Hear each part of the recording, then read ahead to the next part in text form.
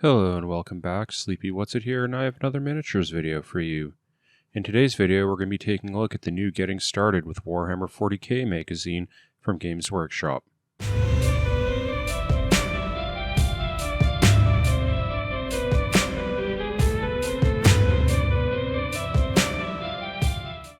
This magazine comes with obviously an 80-some page magazine/guide for Warhammer 40k, as well as two push-fit models, one Space Marine and one Necron Warrior. It is targeted at people potentially interested in 40k and miniature wargaming in general.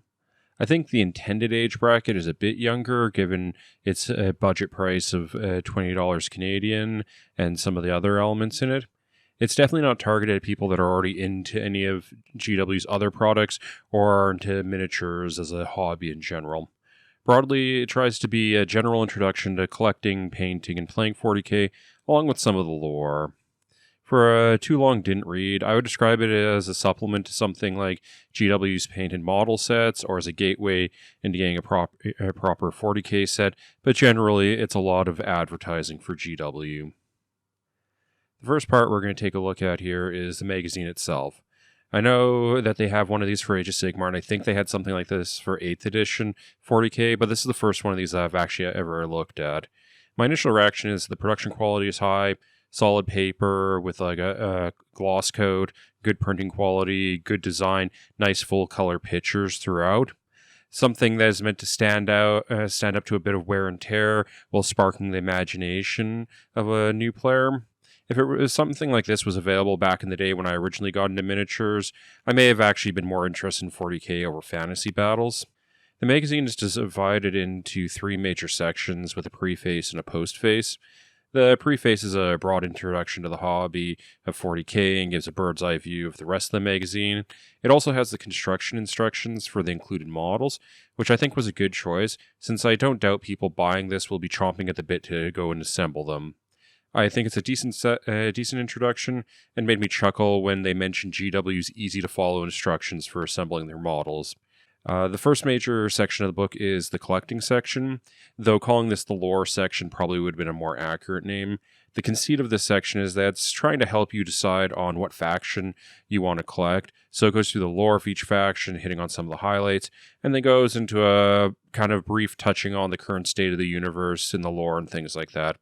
The faction descriptions are relatively brief, a page or two of text plus images, plus a 2-page spread of painted models. I would broadly describe the tone of the writing as imperial propaganda, maybe even more precisely Ultramarine propaganda. The Empire is struggling violently against all these threats under the auspices of the God Emperor, and look how bad everyone else is. There's no mention of the Empire being actually a stagnant fascist theocracy or other themes like that you might see in things like Codices or the novels. A lot of the nuance that you get from the lore from other perspectives, like questioning if the Emperor is actually truly still alive or just a corpse, is not included in here, other than maybe a token quote referencing it. I feel playing this as straight as they did a bit of a disservice to all the lore and world building they've done over the years. I think it would have been better served if each faction section had been written more from the perspective of the faction, kind of like them trying to sell themselves to the potential player and give you a feel for what that faction's actually about. This very simple narrative structure is part of the reason why I suspect the target audience is a bit younger, since I recall as a kid getting into Warhammer, I read the books wanting to know who the good guys were and who the bad guys were. Admittedly, after finding that out, I did choose to collect Undead and Dark Elves, so maybe that does say something about me.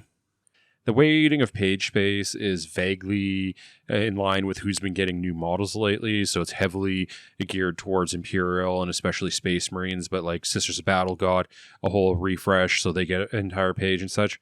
The Necrons and Tyranids are a noticeable exception, given that Necrons are put in the section of all the rest, even though they're getting lots of support right now, being in the starter set and getting new models and such. And I'm not sure at this point if GW has ever actually released a Tyranid model. I'm just convinced people are just kit bashing them from the fever dreams or something. In spite of the fact that the text tries to play up Chaos as being the greatest threat to the Empire, their section is actually pretty scant on faction details, just describing them vaguely as traitorous Space Marines. I suspect this is, again, because of the younger age demographic, and Slaanesh Demonettes are a hard sell to parents for Christmas presents. The rest of the collecting section is dedicated to lore on the various war zones, so like Pariah, Vigilus, Cadia, etc., giving a bit of flavor and talking about some of the recent events. Not really going into much detail, and it's probably going to be out of date as soon as the narrative advances any further. The middle section of the book is the build and paint section. It starts off with a lot of advertising for Citadel paints and tools, which, is to be expected. It also includes the painting instructions that really should have been included with the paint and model sets. The Necrona instructions I thought were decent, though they do say to do things like dry brush, with no explanation what dry brushing is. I personally think my video tutorials on the subject do a better job covering on how to paint these models. Links down below. And now onto the final and proper section of the magazine, which covers gameplay. It goes over the broad concepts of turn order, using dice to determine outcomes, capturing victory points, etc., as well as discussing the 3 modes of play: open, narrative, and matched. Though there's no mention of kill team at all, even though they discuss vaguely the concept of skirmishing. Nothing is really discussed in any significant detail here, though. But there is a high-level battle report for a game between Space Marines and Necrons that they take you through to kind of give you an idea of the ebb and flow of a game. This is much more of a whet your appetite thing than teach you how to play section. The end section, little post section, is just a bit of where to go from here, suggesting either the model and paint sets or the starter boxes. So as I said at the top of the video, it's a well-produced advertisement for Warhammer 40k with a bit of lore, hobbying, and gaming thrown in to spark the imagination of young players. So let's move on to what the models that come in with it are. These are a little bit different from GW's normal models, since in addition to being push-fit models, they're also press-out or push and twist-off models. I remember this style of model from the 90s with like model car kits and such, and I was never really a big fan of them. In theory, you don't need a knife or clippers to free the parts from the sprue, though if you have access to those things, I would still recommend using them for 2 major reasons. A, some of the breakpoints are stiff, so you risk bending or breaking model parts when you're trying to press them out. And B, they will leave little pointy pimple things when pressed out, since the joints that break are an hourglass shape, so being able to cut, you're going to have to trim them off anyway. I personally glue together my push-fit models because I'm paranoid like that, but from assembling them, these ones look like they would probably stay together if assembled without glue. I think they're decent models. They're good beginner models for painting, and they're mainstays for most army lists, so solid choices.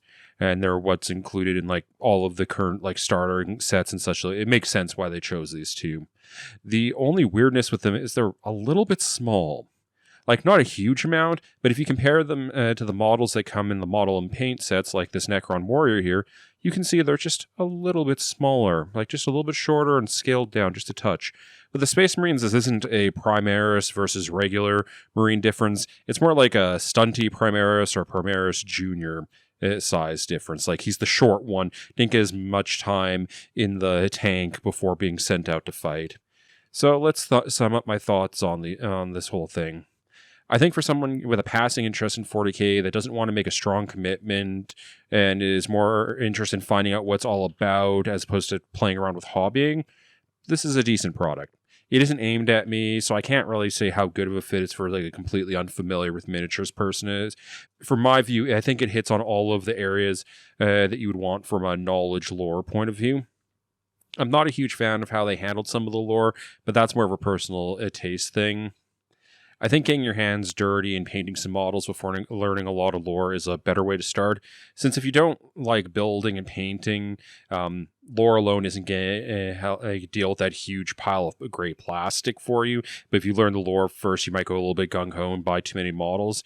But again, committing to painting a bunch of little dudes with lore that you don't know or don't like is kind of soul-crushing also. So this combined with the model and paint sets, I think would be a good starting point if someone was interested in getting into like the more physical modeling side of 40k. I'll link my review of the models and paint sets down below so you can check that out. Just so you know, I'm not planning on doing a paint-along video for these models, since they're effectively the same models that came in the model and paint sets. I'll link those down below if you're looking for a tutorial on them. I hope you found this video informative. If you did, please give it a like. If you want to see more content like this, please subscribe to the channel. If you want to support the channel materially, I have an account set up on Ko-fi for that. Other than that, I look forward to seeing you in the next one.